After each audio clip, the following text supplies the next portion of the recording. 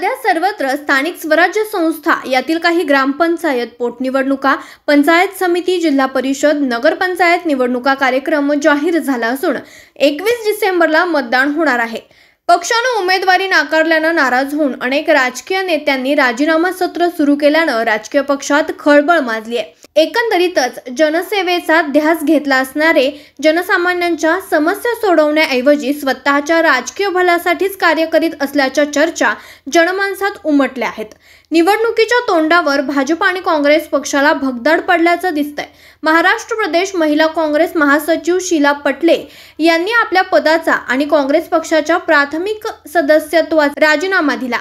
त्यात त्यांनी म्हटलंय की मागील 8 वर्षांपासून काँग्रेसमध्ये एकनिष्ठ तन मन धनानं पूर्णवेळ सेवा देऊन सुद्धा तालुका आणि जिल्हा कारणीनं प्रोटोकॉल पाळलेला नाहीये। योग्य मानसन्मान मिळत नसून जबाबदारी मिळत नसल्यानं राजीनामा देत असल्याचं त्यांनी स्पष्ट केलंय। तसेच भारतीय जनता पक्षात सुद्धा राजीनामा नाट्यसत्रानं खळबळ माजलेली आहे।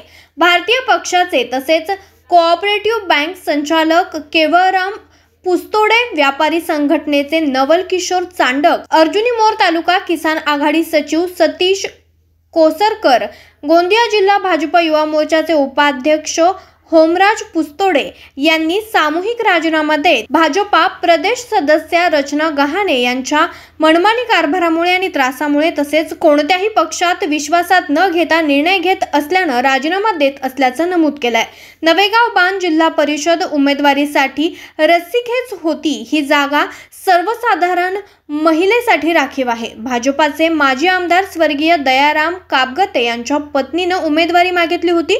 या उमेदवारीवरून स्वर्गीय दयाराम भाऊ कापगते यांच्या पत्नी आणि विद्यमान महिला प्रदेश सदस्य यांच्यात चढाओढ होती। भाजपानं माजी आमदारांच्या पत्नीला उमेदवारी नाकारून महिला प्रदेश सदस्य यांना उमेदवारी दिली आहे।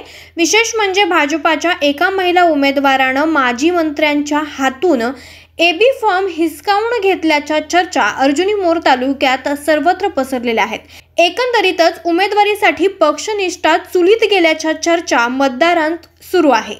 न्यूज रिपोर्टर चेतन समरीत, आज 24 तास, गोंदिया।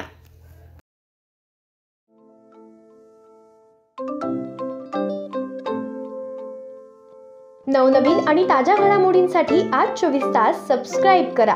त्याचबरोबर बेल आयकॉनवर क्लिक करा आणि मिळवा आमच्या बातम्यांच्या नोटिफिकेशन्स। तसेच आज 24 तासची प्रत्येक बातमी आपल्याला कशी वाटली हे कळवा, लाईक करून, कमेंट करून आणि आमच्या बातम्या शेअर सुद्धा करा।